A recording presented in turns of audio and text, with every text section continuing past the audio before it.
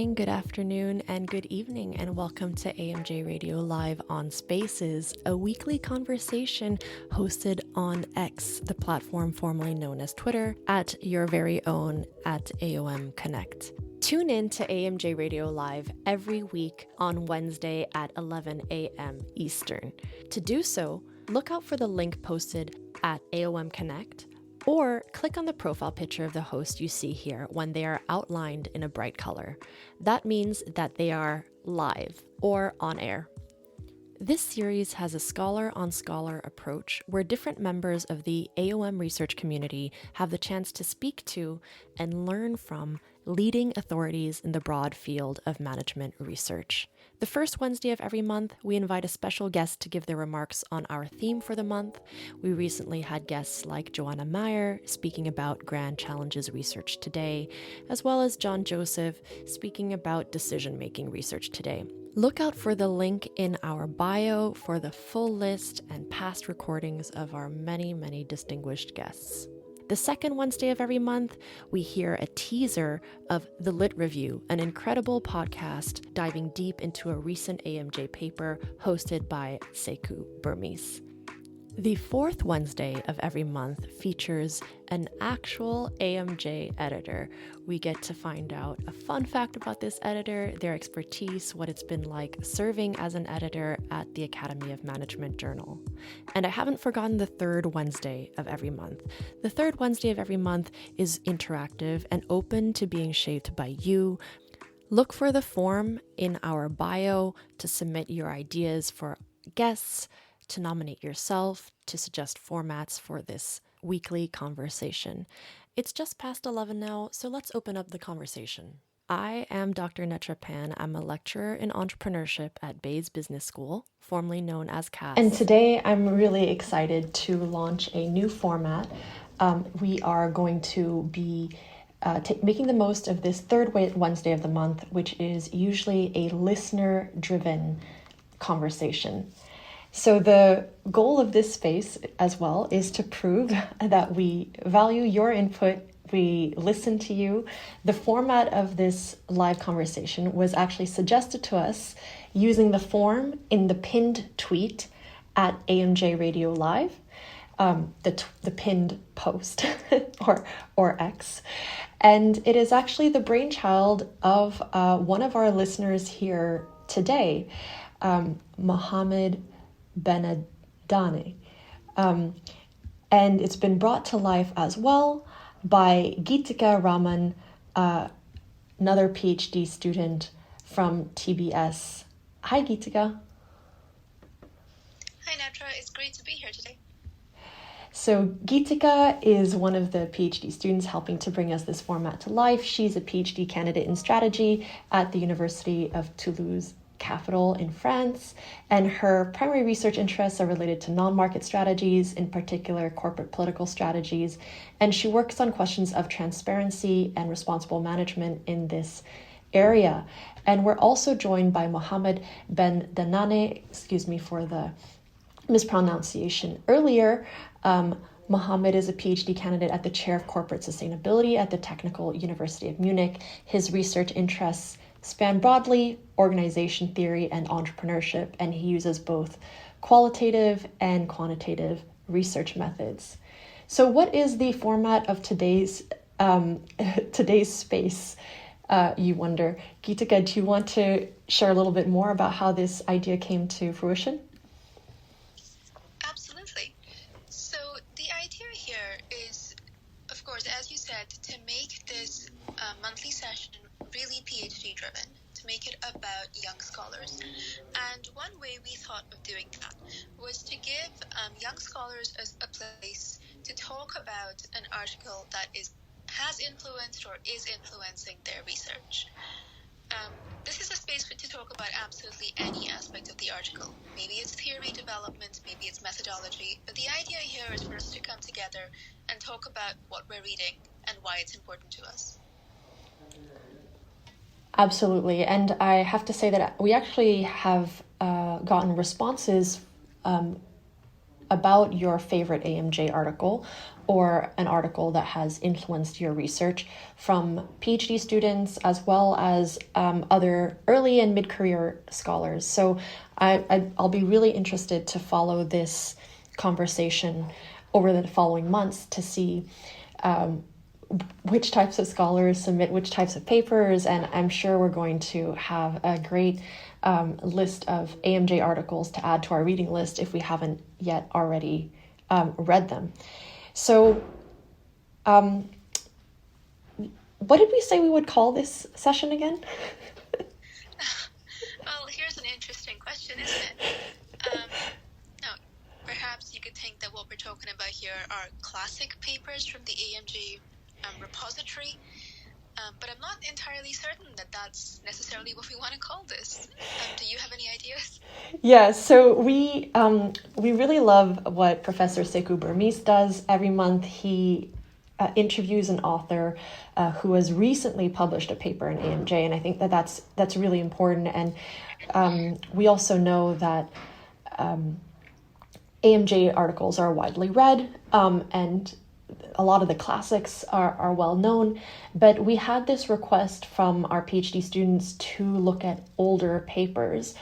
So we don't yet know if we're going to call this AMJ Classics, and whether then that means we would have to only look at papers maybe more than 10 years old or more than 15 years old, or with a certain number of citations. So we're still experimenting with names. So if you have a name, then definitely reach out to us. Geetika, what was the other name that you were suggesting? Well, one could think of it as AMJ from the archives, for instance. But again, we're all very open to your ideas, certainly. I'm not sure I've got any brilliant ones myself. I like that. From the archives is great, but we will put this on hiatus, and we really, really welcome you to send us your thoughts via DM, or you can DM any of the speakers or find our emails online. We'd love, again, for this third Wednesday of the month to be really shaped by you. And as you've noticed, we are not recording this session today, so we hope to also make it a safe space for folks to submit their questions, their remarks. And we're thinking that this third Wednesday of the month will be alternating between folks coming up and talking about different AMJ papers and the impact that these papers have had or is having on their work. And we also we hope to alternate that with actually bringing the authors eventually of some of these papers on board to understand, what was their vision essentially when they were writing this paper, conducting the study, and how maybe they've experienced the response, the scholarly community's response to their papers. So without any further ado, why don't we start with the first paper that I have on my list that was submitted to us by Mohammed Benadane from the Technical University of Munich. He's an early stage PhD, and he submitted a 2019 paper by Lisa Hehenberger, Joanna Meyer, Ashley Metz, called The Assembly of a Field Ideology, an Idea-Centric Perspective on Systemic Power in Impact Investing.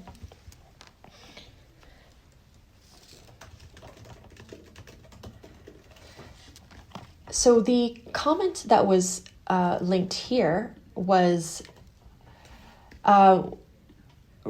points to a lot of different things from the article. So we had asked, how has this article shaped your thinking and research? And Mohammed has written a few great points here. There's definitely so much love about the article, besides the fantastic and innovative methodology with the inside in, inside out research approach. This paper reshaped my thinking about institutions and organizations. Traditionally, I would think mostly of institutional logics and organizations, but the paper advanced the concept of field ideology to provide a new understanding of power ladens in institutional life. The authors broadened the idea of institutional logics to the field level, and with this new idea-centric approach of ideology. The paper also altered how I view my qualitative research of social enterprises, and I do see some potential to the study, for instance, of studying social enterprise ideology at the organizational level rather than field level, different social enterprises beliefs about what the social world should be. So thank you so much, Mohammed, for not only suggesting this format, but also getting us started. Geetika, would you like to read the one that you submitted? Absolutely. So I submitted an article published in 2014, written by Maria L. Besharov, titled "The Relational Ecology of Identification: How Organizational Identification Emerges When Individuals Hold Divergent Values." Now, this is sort of an article that is influencing my thinking right now. Mm-hmm. The article builds on theory about how identification develops when members of an organization differ in which organizational values they hold to be important. Now, this construction of values in organizations is in many ways central to my research, and so I absolutely appreciate the theory development in the paper. But as an early stage PhD researcher, I'm also always reading papers with an eye towards the methodology. This paper's use of grounded theory and its structure have been really useful to me as I began thinking about how to structure my own writing. Mm-hmm. You know, I'm still in an early stage of my research. I'm collecting data, but I really want to think critically now about writing up coherently and clearly. And it's very useful for me to read papers such as this one by Maria Besharov and others that give me an idea of what I could do. Thanks so much, Geetika, for sharing how this paper has impacted you. I also have another submission, actually. And this one comes from a doctoral student, AU. I think she might be listening at the moment. And it has been submitted primarily for its methods, the fact that this longitudinal inductive methods approach served as a great example or inspiration for her PhD work. And the paper I'm talking about was published in 2014 by Aaron Powell and Ted Baker, a dynamic duo, called "It's What You Make of It: Founder Identity and Enacting Strategic Responses to Adversity." So this paper in particular looks at a number of case studies. It's a longitudinal field study of 13 resource-constrained founder-run textile and apparel firms. And it focuses on bringing, in how founders bring who they are in closer alignment with who I want to be. It's part of the early papers published, I guess, in AMJ on founder identity. Thank you very much, Kane, who's no longer here, for submitting this one. I think we have time for one more. Geetika, would you like to read the last one that we have submitted here? So this one is submitted by Shira Foy from TBS. So it is, let me see if I can pull it up.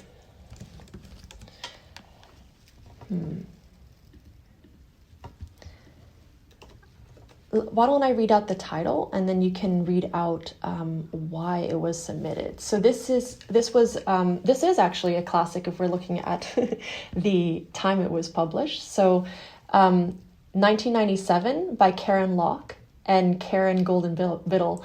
So I know this paper, and I never knew that both of their first names were Karen. I guess it just slipped my mind.